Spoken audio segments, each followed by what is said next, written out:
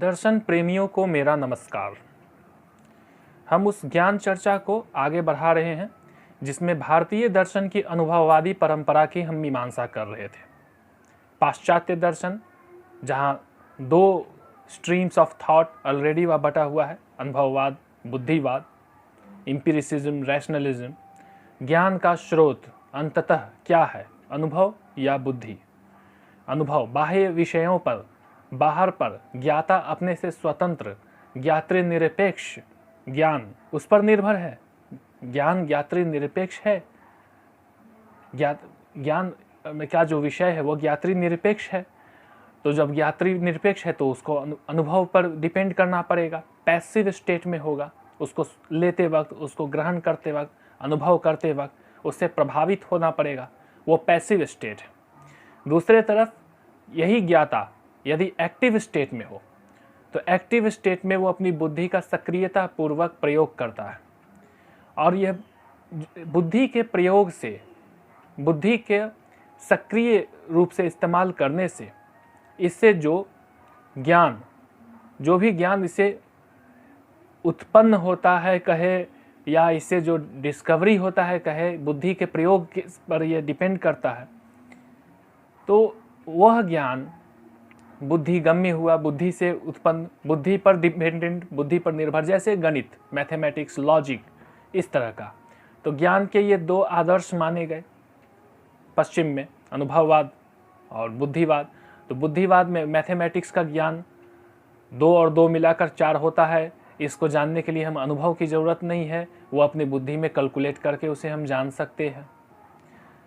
अच्छा खासा इस पर सवाल हो सकता है कि 2 का भी अनुभव हमें कैसे होगा। ये 2 है तो 2 पदार्थ कहीं ना कहीं अनुभव किए होंगे, तभी तो 2 की हम गिनती भी कर सकते हैं। लॉजिक में भी ऐसा कुछ भी नहीं है जो कि अनुभव से निरपेक्ष, शुद्ध रूप से अनुभव निरपेक्ष, ब्रेन एकदम रिक्त कर दे, अनुभव से बिल्कुल खाली कर दे, और इसके जो सांचे हैं केवल इसके सांचे को मात्र रखे, तो उस सांचे का प्रयोग करके तो हम ज्ञान अर्जित नहीं कर सकते। तो ज्ञान अर्जित करने के लिए तो हमें बाहर से सामग्री चाहिए, जो नॉवेल्टी की ज़रूरत है। अनुभववाद यही कहता है कि नॉवेल्टी, ज्ञान में नवीनता, नॉवेल्टी, ये अनिवार्य लक्षण माना गया है ज्ञान होने के लिए। और मैथमेटिक्स में जो ज्ञान प्राप्त होता है उसमें नवीनता नहीं होती है। 2 और 2 मिलाकर 4 होता है, तो 2 और 2 के विचार में यह 4 का विचार अंतर्निहित होता है। हाँ, बुद्धि उसका अन्वेषण करके एक दूसरे तरीके से उसी विचार को, जो 2 और 2 लिखने से, 2+2 लिखने से जो विचार होगा, वह उसी थॉट को, उसी बात को किसी अन्य तरीका से कह दे, 4 लिखकर, 4 लिखकर। तो इसमें नॉवेल्टी का अभाव है। लॉजिक में नॉवेल्टी यूनिवर्सलिटी है, नेसेसिटी है, जिसका विरोध सोचा ना जा सके।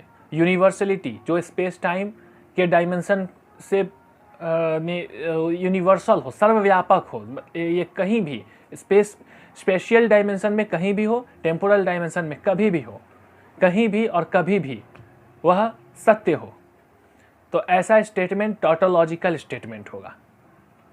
यदि अग्नि गर्म है, यह वाक्य हर समय सत्य है, तो गर्मी अग्नि का अनिवार्य धर्म है, अनिवार्य प्रॉपर्टी है। अग्नि होने के लिए उसके अनिवार्य गुण है उष्णता, जिसके कारण उसको अग्नि की संज्ञा प्राप्त है। वह टर्म ही, उस टर्म को ही दूसरे टर्म से, कॉनोटेशन ऑफ द टर्म, उसमें जो गुण है, उस कॉनोटेशन ऑफ द टर्म जिसमें कि द सेट ऑफ एट्रीब्यूट्स, उसमें वो एट्रीब्यूट जिसके कारण आप उस टर्म, वहाँ वह टर्म सार्थक होता है, उस टर्म के कॉनोटेशन का अनिवार्य हिस्सा को ही दूसरे, माने उसी कॉनोटेशन के उस अनिवार्य हिस्सा को किसी अन्य टर्म में यदि हम कहें, जो एट्रीब्यूट्स या उसका जो प्रेडिकेट्स है उसमें किसी अन्य टर्म में उसी बात को कहे जो हम सब्जेक्ट टर्म में ऑलरेडी कह चुके हैं, तो ये एक तरह से law of identity, identical tautological statement हो जा रहा है। तो इसमें नॉवेल्टी नहीं है, भले इसमें यूनिवर्सलिटी और नेसेसिटी हो। अब ऑल ट्रायंगल्स आर 3 साइडेड, यह कहना, या ट्रायंगल्स के तीनों कोण का एक जोड़ने पर 180 डिग्री होता है, यह कहना, तो ये जो है, यह जो इस तरह के जो भी स्टेटमेंट है वो उस ट्रायंगल टर्म में ही, जो उसका सब्जेक्ट टर्म है, सब्जेक्ट टर्म में ही अंतर्निहित वो प्रॉपर्टी है जिसे हम प्रेडिकेट में कह रहे हैं, प्रेडिकेट टर्म में उसी बात को कह रहे हैं। तो यहाँ लॉ ऑफ आइडेंटिटी या आइडेंटिकल या टोटोलॉजिकल स्टेटमेंट इस तरह का हो जा रहा है, जिसमें नोवेल्टी तो नहीं है पर यूनिवर्सलिटी और नेसेसिटी है। यूनिवर्सलिटी और नेसेसिटी होने का ही तात्पर्य है कि उसी टर्म को दूसरे तरीके से कह दे, यदि उसमें कोई नवीन टर्म डाल दे, कोई नवीन गुण डाल दे, कोई नवीन एट्रीब्यूट, कोई नया ऐसा एट्रीब्यूट डाल दे जो उस सब्जेक्ट टर्म के कॉनोटेशन का हिस्सा नहीं है, तब उसमें यूनिवर्सलिटी नहीं आ पाएगी। यदि हम कहें कि कोई कपड़ा है जो कि ब्लू कलर का है, तो ब्लू कलर का वो कपड़ा, हर कपड़ा ब्लू ही कलर का हो ऐसा तो होगा नहीं। किसी विशेष संदर्भ में कहे, वो विशेष परिस्थिति, वो विशेष केवल पर्टिकुलर स्पेशल स्पेसिफिक, वो स्पेसिफिक ओकेजन पर ही वो सत्य होगा, वही जानकारी केवल माना जाएगा। तो नॉवेल्टी जहाँ है वहाँ यूनिवर्सलिटी नहीं होगी, नेसेसिटी नहीं होगी। अनिवार्य नहीं है कि वस्त्र कहने से हम इसके नीलेपन का भी ज्ञान इसमें हो जाए, इसमें अनिवार्य संबंध नहीं है। तो अनिवार्यता नहीं है, यूनिवर्सलिटी नहीं है, पर इसमें नोवेल्टी, ऐसे ही टर्म्स में नोवेल्टी है। जहाँ सिंथेटिक प्रोपोजिशन है, सिंथेटिक प्रोपोजिशन जब भी होगा तो सिंथेटिक अपोस्टरायरी प्रोपोजिशन होगा। सिंथेटिक अपोस्टरायरी, अपोस्टरायरी मतलब अनुभव आश्रित, अनुभव पर निर्भर। जब अनुभव पर निर्भर दो टर्म्स जब हम प्रयोग कर रहे हैं और वो दोनों टर्म्स के अलग अलग अर्थ है, वो दोनों टर्म्स के अलग अलग एट्रीब्यूट, अलग अलग उसके डिनोटेशन समझिए, अलग अलग डिनोटेशन है। अब उन दोनों का कम्बिनेशन किसी विशेष संदर्भ में कर रहे हैं, किसी स्पेसिफिक ओकेजन पर, तो ये जो स्पेसिफिक ओकेजन पर इनका कोरिलेट किए, इन दोनों का जो कोरिलेशन है, ये सिंथेसाइज करना हुआ। दो टर्म्स के अर्थ को, दो थॉट्स को सिंथेसाइज करना हुआ। और जब सिंथेसाइज कर रहे हैं तो वो किसी विशेष स्पेसिफिक ओकेजन पर किए। हर ओकेजन पर तो वो सिंथेसाइज हो ही, ये कोई अनिवार्यता तो है नहीं। तो यहाँ जब नोवेल्टी होगा तब यहाँ यूनिवर्सलिटी और नेसेसिटी का अभाव हो जाएगा। अनुभववाद इसी को लेकर चलता है कि नहीं, नोवेल्टी ही चाहिए।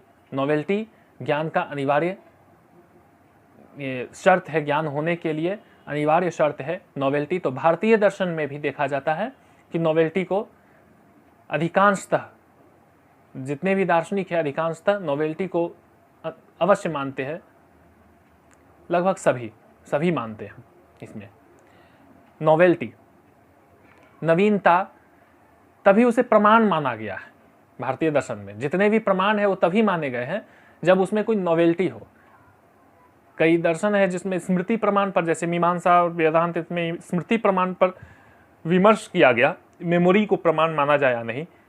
तो उस पर इसी आधार पर इसका खंडन किया गया है कि मेमोरी को प्रमाण इसी कारण नहीं माना जा सकता है क्योंकि मेमोरी में, स्मृति में वही सारे ज्ञान है, वही सारा विचार है जो कि कहीं न कहीं, किसी न किसी रूप में, कभी न कभी प्रत्यक्ष हुआ हो। तो उसमें नवीनता नहीं है, पूर्व में प्रत्यक्ष हुआ ही है वो ज्ञान, तो उसमें नवीनता न होना, इस कारण उसमें स्मृति को नकारा गया है मीमांसा और वेदांत, इन दोनों दर्शनों में।